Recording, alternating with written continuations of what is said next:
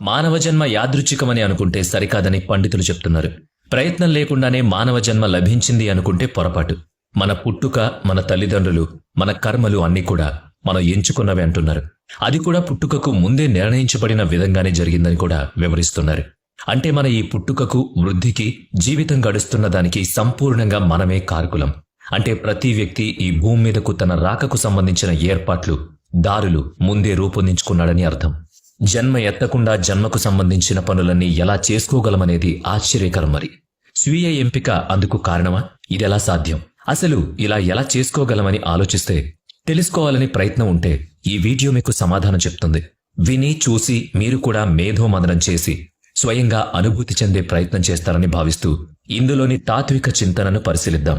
మరుజన్మకు సంబంధించిన నిర్ణయం ముందు జన్మలో ఎలా తీసుకోబడుతుందన్నది వేదోపనిషత్తులు, బౌద్ధ వాంగ్మయంలో, సూఫీ తత్వంలో, ఇంకా అనేక తత్వజ్ఞాన ఆధ్యాత్మిక రచనల్లో గోప్యంగానూ స్పష్టంగానూ వివరించబడినట్లు అధ్యయనవేత్తలు తెలియజేస్తున్నారు.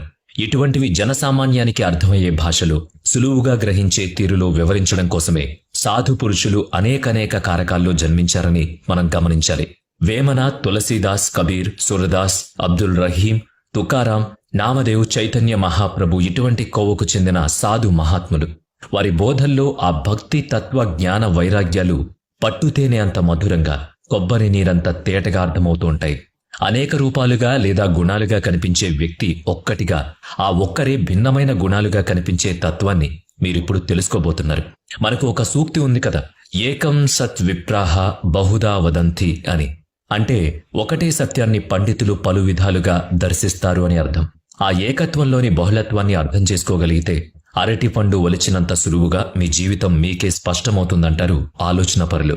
ఆ ఆలోచన దిశగానే మన ఈ ప్రయాణం.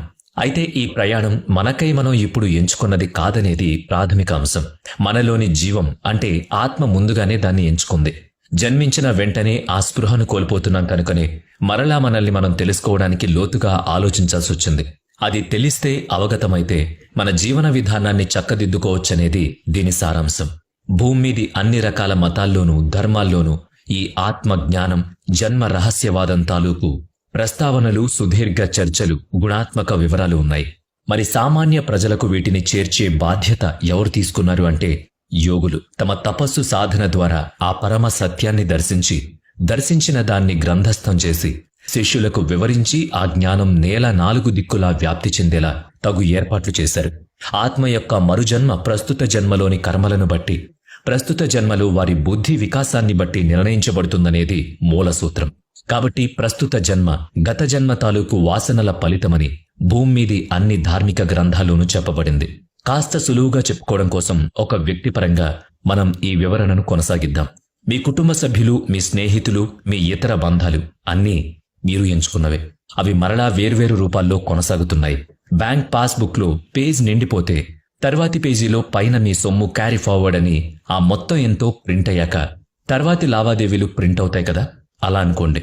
అంటే నెల జీతంలో వేసినవి, మీరు జమ చేసినవి, తిరిగి చెల్లించినవి, వడ్డీగా వచ్చినవి, సేవారుసుముగా మినహాయించుకున్నవి అన్నీ కూడా కొనసాగుతూనే ఉంటాయి. గత జన్మలోని సంచిత పాప పుణ్యాలు, దుఃఖాలు, కోరికలు, అనుబంధాలు కూడా ప్రస్తుత జన్మకు బదిలీ అవుతుంటాయి. ఒక్కో సమయంలో ఒక్కో అంశం వచ్చి మిమ్మల్ని అతుక్కుంటుంది. దానికి సంబంధించి పూర్వ జ్ఞానం మీకు ఉండకపోవచ్చు తప్ప ఆత్మ తాను కోరుకున్నది అందుకుంటూనే ఉంటుంది. అంటే ఇదొక బ్లూ ప్రింట్ అన్నమాట. కాబట్టి ఈ జన్మ అనేది ఏదో అనుకోకుండా దానంతట అదే సంభవించిన సంఘటన కానే కాదు. యాదృచ్ఛికం అస్సలు కాదు. ఉద్దేశపూర్వకంగానే జరిగింది. కాకుంటే ప్రకృతి నియమాల ప్రకారం బీజం, క్షేత్రం ఎంచుకుని జన్మించింది. ఈ క్షేత్ర బీజ న్యాయం కూడా ఒక ప్రణాళిక అంటున్నారు తత్వశాస్త్రవేత్తలు. ఇది కూడా ఒక్క మాటలో చెప్పాలంటే స్త్రీ పురుష సంయోగం వల్ల జీవం పుట్టడం అనేది ఒక ముందస్తు యోచన. మరైతే ఇప్పుడు ఇక్కడకు రావడానికి ముందు మీరు ఎక్కడున్నట్టు?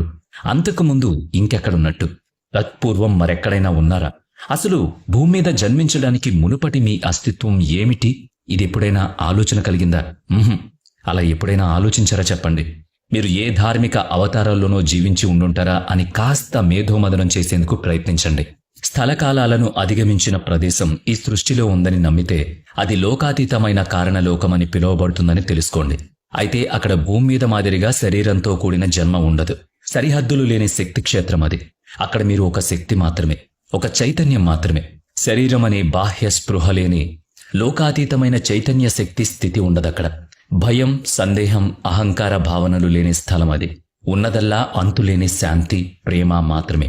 అక్కడ శక్తి, మీరు వేర్వేరు కాదు, అంతా అద్వైతమే. మూలశక్తితో మీరు అనుసంధానమై ఉంటారు. ఆ మూలశక్తికి, ఆ ఆదిశక్తికి, ఆ స్థిర శక్తికి మీరు భగవంతుడని, పూర్ణత్వం అని, అఖండమని ఏ పేరు పెట్టుకున్నా సరే అంతా ఏకమే. మీరు ఆ అనంత అద్వైత శక్తి ఒక్కటే అయినప్పుడు భేదభావాలకు చోటెక్కడ లేనేలేదు. ఆ సంపూర్ణ చైతన్యంలో కలిసిపోయి ఉన్న మీకు ఆకలి, దప్పికలు, బాధానుభావాలు, కోరికలు అనేవి ఉండవు. మీ ఉనికిని మీరు ఆస్వాదిస్తారంతే. అంటే అక్కడ మీరు అనంతమైన వారు, శాశ్వతమైన వారు, నాశనం లేనివారు. అక్కడి నుంచి మీరు ఎన్ని జన్మల యాత్రలు చేసుంటారు, ఎన్ని మార్లు మరణానుభూతిని పొందుంటారు. ఆ ప్రతి యాత్రలోనూ ఎన్నెన్ని అనుభవాలు, అనుభూతుల్ని మూటగట్టుకుని ఉంటారు. మీకు గుర్తుందా మరి? ఈ ప్రస్తుత పూర్ణత్వంలోనూ మీకు ఒక కోరిక ఉండుంటే మళ్ళీ ఏదో కొత్త దాన్ని అనుభూతి చెందాలనే మీ అంతర్గత పిలుపును మీరు వినగలిగితే అప్పుడు మీ గురించి మీకు మరో అంశం తెలుస్తుంది. చైతన్యం నిత్యం నూతనంగా ఉండాలంటే ప్రోగు చేసుకునే అనుభవాల రాశి నుంచే అది సాధ్యమనేది తాత్వికుల ఉపదేశ సారం. వికసించడమే చైతన్య స్వభావం. వికాసమంటే వృద్ధి చెందడం, వృద్ధి చెందడం అంటే క్రొంగొత్త అనుభవాల పరిచయం, వాటితో మమేకం కావడం, వాటిని ఆస్వాదించడం. కనుక మరుజన్మ కోసం ఆత్మ వేసుకునే ప్రణాళిక దానిలోని చైతన్యాన్ని కొత్త బంధాల వైపు మరలిస్తూ కొత్త జన్మను పొందేలా ప్రేరేపిస్తుంది. కొత్త ప్రయాణం మొదలుపెట్టే ముందే గత జన్మ తాలూకు లెక్కల్ని సరిచూస్తుంది. అదిగో ఆ లెక్కల పద్దుల్లో గతం తాలూకు లోటుపాట్లను నెమరు వేసుకుని వాటిని ముందు జన్మలో సరిచేసుకునే అవకాశాల తీరుతెన్నుల్ని సరిచూసుకుందుకు తగిన ఆలోచన చేస్తుంది. అలా ఈ బ్రహ్మాండంలో సదరు ఆత్మ ప్రయాణానికి ప్రణాళిక సిద్ధమవుతుంది. ఇంతకీ ఎంతో ప్రశాంతమైన ఆ దివ్యలోకాన్ని విడిచి మరలా జన్మించాలని ఆత్మ కోరుకోవడం వెనుక హేతువేముందో చెప్పగలరా? ఎందుకంటే ఏ లోటు, ఏ దిగులు, ఏ ఆశ లేని అనంత శాంతి ఎల్లప్పుడూ ఉంటున్న పరమధామానికి దూరంగా ఈ అశాంతిమయ లోకానికి రావడం ఎందుకంటారు? అదే ఇంతకు ముందే మనం చెప్పుకున్న లోపలి పిలుపు. అంతరంగంలో కలిగిన చైతన్య ప్రవాహం కోరుకున్న సరికొత్త అనుభవ వికాసాల దారుల వెంట ప్రయాణించి కొత్త అనుభూతుల్ని మూటగట్టుకోవడం కోసమే. అనుభవం యొక్క సరికొత్త రూపాలే ఆత్మ చైతన్యం విస్తరించే చోటు. కేవలం శాంతిలో మనుగడ సాగించడంలో వికాసం ఉండదు. సరికొత్త సవాళ్లు ఆత్మలోపలి చైతన్యాన్ని మరింత వికసింపజేస్తాయి. చిక్కటి నల్లటి చీకటి లాంటి మట్టిలోంచి విత్తు చీల్చుకుని మొలకెత్తినట్టు, అగ్నిలో కాల్చబడి బంగారం మెరుగు పెట్టుకుని పరిశుద్ధమైనట్టు ఆత్మ కూడా కష్టాల దారిలో నడిచి రాపిడికి గురై మరింతగా ప్రకాశిస్తుంది. స్వేచ్ఛ నుంచి సంఖ్యల వైపు, ప్రేమ నుంచి పోగొట్టుకోవడం వైపు, విజయంతోనే అపజయం కూడా వెన్నంటి ఉండేవైపు, అనుబంధాల మాధుర్యంతో పాటే వేరుపడే బాధల దుఃఖం వైపు ఆత్మ ప్రయాణిస్తుంది. తెలిసే చేస్తుంది. ప్రతి మజిలీలో వేర్వేరు సవాళ్లుంటాయని తెలుసు. బాధ, సంతోషం, కన్నీటి చుక్క అన్నీ తన చైతన్య వికాసం రూపుదాల్చే మాలలో చేరే ముత్యపు పూసలని ఆత్మ భావిస్తుంది. అలా ఆత్మ భూమి మీద జన్మించేందుకు కుతూహలపడుతుంది. తాను ఎంచుకున్న పరిస్థితులే కనుక వాటిని అనుభవిస్తూ ఎదుర్కొంటూ రాటుదేలుతుంది. కాబట్టి మీరు మీ జన్మను యాదృచ్ఛికంగా భావించకండి. మీ అమ్మానాన్నలు, మీ బంధాలు, మీ ప్రతిభా విత్పత్తులు, మీ సంఘర్షణలు అన్నీ మీ ఆత్మ ఎంతో లోతుగా ఆలోచించి ఎంచుకున్న జన్మలోని అనుభవాలే, దాని ప్రణాళికలో భాగాలే అని గ్రహించండి. అప్పుడిక మంచి చెడులు, మెచ్చుకోళ్లు, తిరస్కారాలు, గెలుపోటములు అన్నీ మీకు అర్థమవుతూనే ఉంటాయి. వాటిలోని మార్మికతను మీరు గమనిస్తూనే ఉంటారు. మీలోని ఆత్మ ఎంచుకున్న శరీరం మీద, ఆ శరీరంతో ఆత్మ చేస్తున్న యాత్ర ఇది. కాకుంటే ఈ యాత్ర అనంతం. ఈ అనంత యాత్ర ప్రారంభం ఎంతో పదిలంగా, ఎంతో సూక్ష్మంగా, ఎంతో నిశితంగా జరుగుతుంది. గత జన్మలోని అజ్ఞానాన్ని, భయాందోళనల్ని ఆనాటి చైతన్యం ప్రయాణించిన దారుల్ని గుర్తు చేసుకుంటుంది, గట్టి సమీక్ష చేసుకుంటుంది. ఇదంతా గత జల సేతుబంధం, జ్ఞాపకాల పూర్వానుభవాల పునశ్చరణ. తన గత జన్మను అద్దంలో చూసుకోవడం వంటిది. తన కర్మల్ని, తన ఆలోచనల్ని, తన అనుభవాల్ని జ్ఞప్తికి తెచ్చుకుంటుంది. అవన్నీ ఉండగా మరింత మెరుగుపరుచుకోవడానికి ప్రయత్నిస్తుంది కనుకొని మరుజన్మను కోరుతోంది. అలాగని మీ ఆత్మ ఒంటరిగా ఏం ఉండబోదు. ఆధ్యాత్మిక మార్గదర్శకత్వం చేసే దివ్య శక్తుల మద్దతుతో మీ ఆత్మ తన దారిని ఏ ఆటంకం లేకుండా చేసుకోగలుగుతుంది.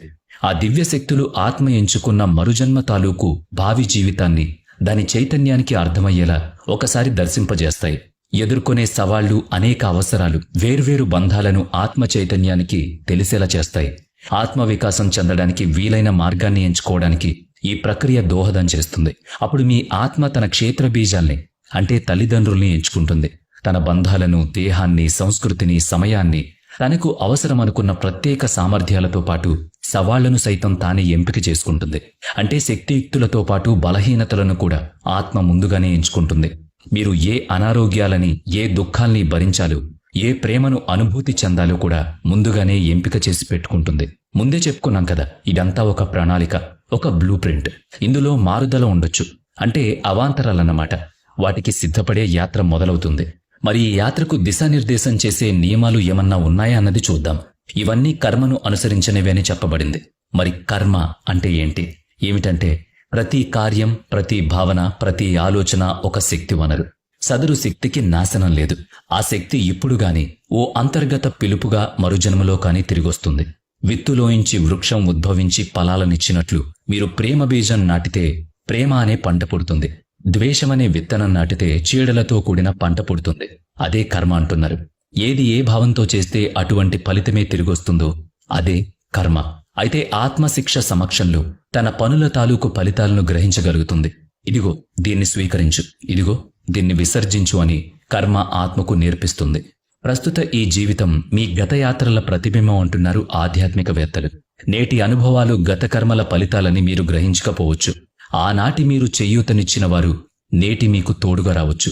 ఆనాడు మీచే తిరస్కరించబడిన వాళ్ళు నేడు మిమ్మల్ని బాధ పెట్టొచ్చు. అలాగని చెప్పి మిమ్మల్ని శిక్షిస్తున్నట్టు కాదు. అది మీలోని యోధుణ్ణి సుశిక్షితుణ్ణి చేయడం అంటున్నారు.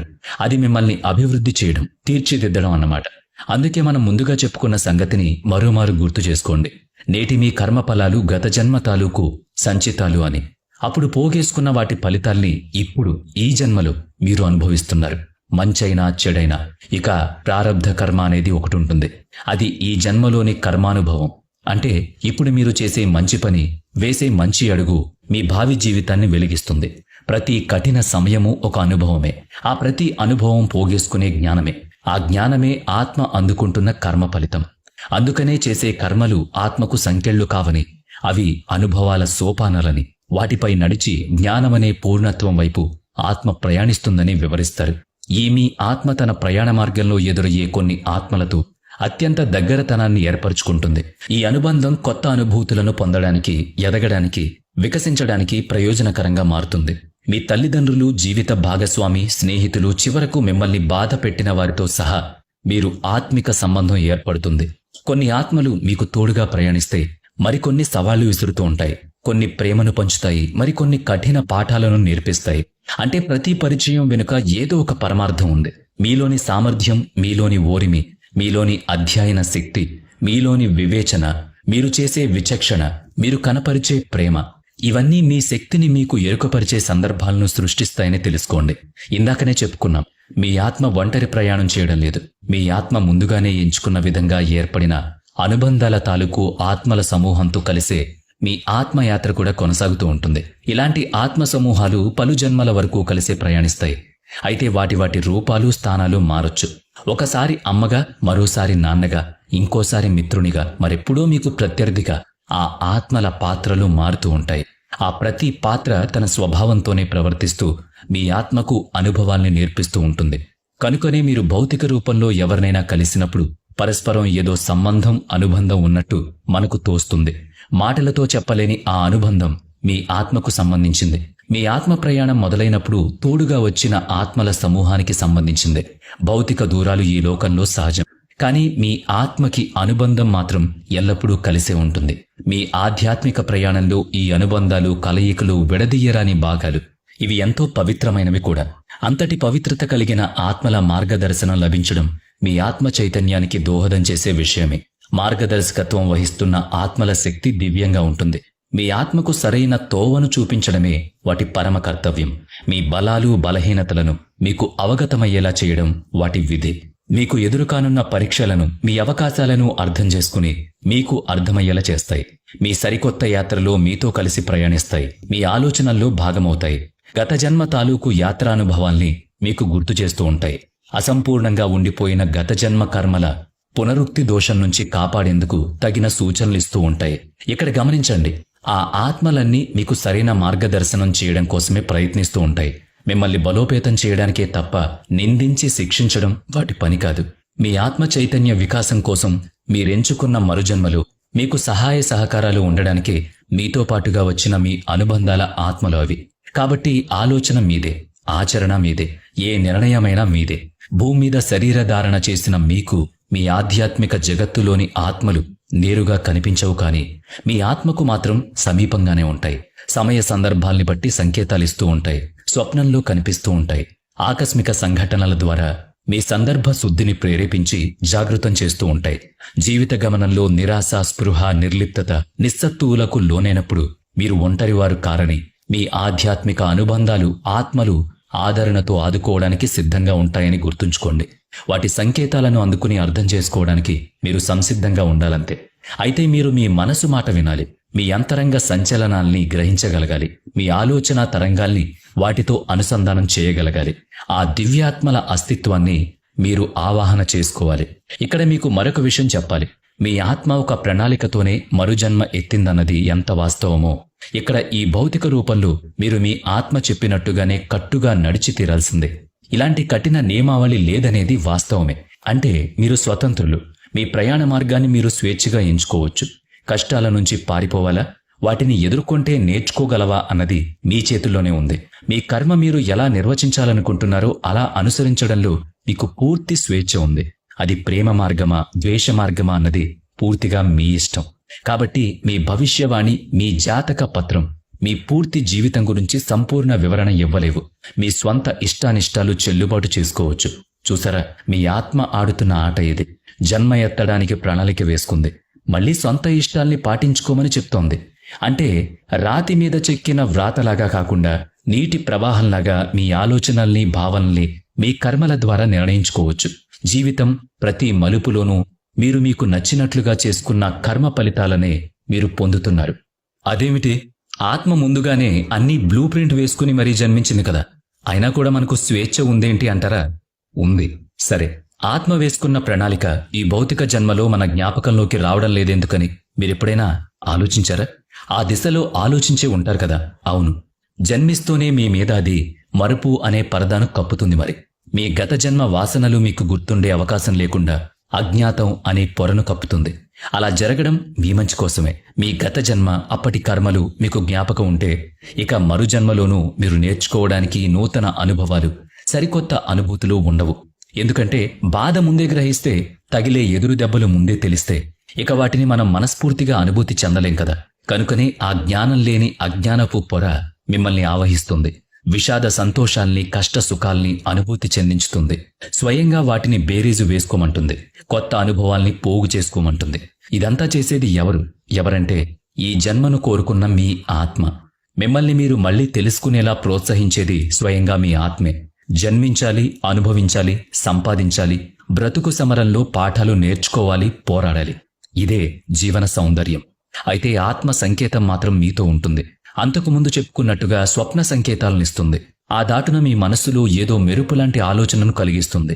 ఎవరో అపరిచితుని చేత గాలివాటం మాటలుగా వినిపిస్తూ ఉంటుంది. మీ అంతరంగం వాటిని పట్టుకున్నప్పుడు మీ ఆత్మ ఘోష మీకు అర్థమవుతుంది. మరుపు దుప్పటి క్రింద జీవితం దారి మారుతూ ఉంటే చెళ్ళున ఏదో ఒక సంకేతం ఇచ్చి సరిచేసుకుంటుంది. మిమ్మల్ని విడిచిపోలేదు, మీతోనే ఉన్నాను అని సూచిస్తుంది. నేను ఎవరు, నేను ఎందుకు పుట్టాను, నేను ఏం చెయ్యాలి అనే చింతన, స్పృహ మీలో కలిగేలా మిమ్మల్ని జాగృతం చేస్తూ ఉంటుంది. ఇక ఆ స్పృహ మీకు కలిగిన నాడు ముక్తి మార్గంలో నడవడం అనేది మీ కర్మలోనే ఉంటుంది. తత్వమసి అనే వేద శబ్దానికి అర్థం తెలుసుగా? పర్లేదు, పెద్దల్ని అడగండి చెప్తారు, లేదా నిఘంటువులో వెతకండి.